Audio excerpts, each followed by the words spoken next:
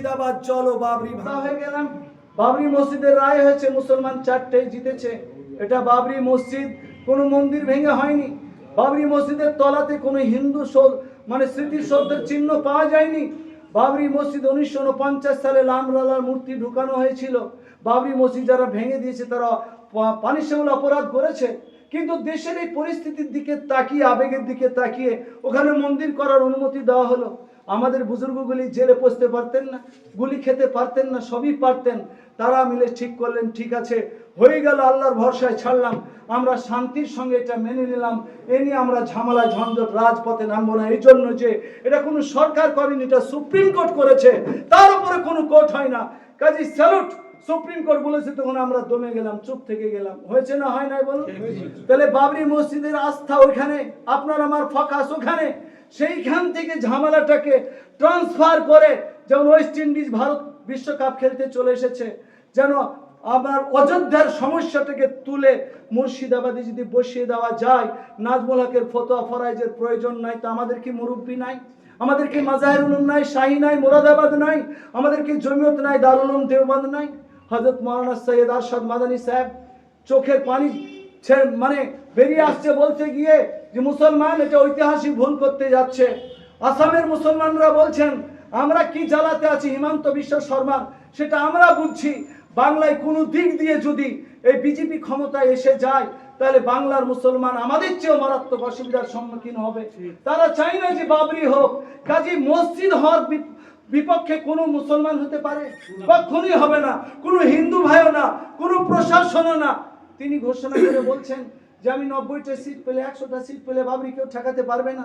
আবার স্পষ্ট ভাবে দেখতে পাচ্ছি ভিডিওতে বলছেন আমাকে 100 কোটি টাকা বাবরি করার জন্য দিয়েছে, আর 300 কোটি টাকা দিব বলছে যে মমতাকে হারাতে। তো মমতাকে হারিয়ে লাভটা কি?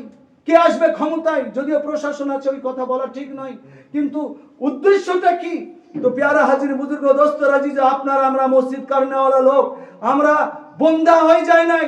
আমাদের ফতোয়া ফরাইজ আমাদের সামনে, মসজিদ কোন জায়গায় লাগে, মসজিদের নিজস্ব জায়গা হতে হবে, তার নামে রেজিস্ট্রেশন হতে হবে, মসজিদের নিজস্ব মুসল্লি হতে হবে। আপনার যেখানে করা হচ্ছে সেখানে কি সত্যি অনেক বাড়িঘর রয়েছে, মুসল্লিদের মসজিদের নামাজ পড়ার জায়গা নাই, তাই করা হচ্ছে? আর বেলডাঙ্গাকে আমরা যখন কেবলা মনে করে চলি ধর্মের দিক দিয়ে, বেলডাঙ্গার আলেম ওলামারা আপনারা চুপ থাকবেন আমাদেরকে ছোট মৌলবি মনে করে? আপনাদের কি তো আগে আগে আসতে হবে? আপনাদের কি তো আমরা লক্ষ্য করে চলি? আজও আমাদের মানসার ছেলেগুলি বেলডাঙ্গা একবার বেড়াতে আসতে পারে, তারা মনে করে যে আমাদের স্বর্গে বেড়াতে চলে এসেছি। আর সেখানকার আলেম ওলামা নিশ্চুপ এই মনে করে যে যারা অপরাধী তাদের ক্ষমতা অনেক, তাদের মাস্তান অনেক, তাদের মাস্কেট বাহিনী অনেক। কাজী মৌলবীরা বললে পারে তাদের চাঁদা বন্ধ হয়ে যাবে, মাদ্রাসা বন্ধ হয়ে যাবে। আপনারা আগে ইস্যু ঠিক করে নেন। যদি ওটা সঠিক হয় তো সঠিক, আর যদি সঠিক না হয় তো আমরা কেন মাস্কেটের ভয় করবো? আর কেনই বা আমাদের চাঁদা বন্ধ হয়ে যাবে তার ভয় করব? আমাদের মুরব্বীরা তখনকার নিজাম দারুল উলুমের হোসেন আহমদ মাদানী রহমতুল্লাহ আলাইহির জন্য বলেছিলেন কারি তাইব সাহেবকে চিঠি লিখে, আপনারা হোসেন আহমদ মাদানীকে বের করে দেন মানসা থেকে, নইলে আপনাদের বেতন আর 1 তারিখে হবে না, চাঁদা বন্ধ করে দিব। হোসেন আহমদ মাদানী জানার পরে তার উত্তর শেষ কথাটা বলছি, তিনি বলেছিলেন কারি সাহেবকে চিঠি লেখুন হুজুর, এই বলে যে আপনার সহযোগিতা তো নেবই না, এতদিন দারুল উলুম দেওবন্দকে যত চাঁদা দিয়েছেন হিসাব করুন, সব চাঁদা ফেরত দিব। বলুন সুবহানাল্লাহ।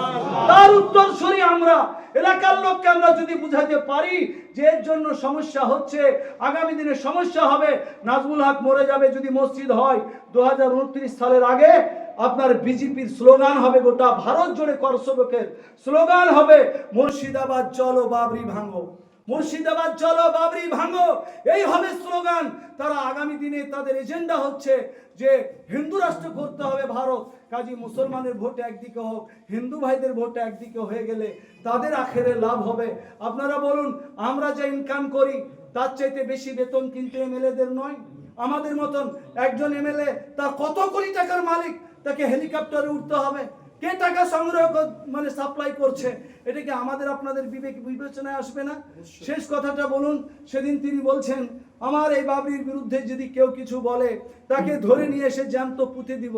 আমি নাজমুল হক আপনাদের এই সভাতে আপনারা কেউ দায়ী নয়, আদর্শগতভাবে এই বাবরি মসজিদ আমাদের জন্য ক্ষতিকর, তার বিরুদ্ধে বলে যাচ্ছি। পারলে পারে আমাদেরকে ধরে পুঁতবেন, আমরা শহীদ হয়ে যাব। গণতন্ত্র ইতিহাস একদিন বেঁচে থাকবে যে আমাদের পূর্বসূরি আলেমেরা এর বিরোধিতা করেছিল, ন্যায্য বিরোধিতা করেছিল।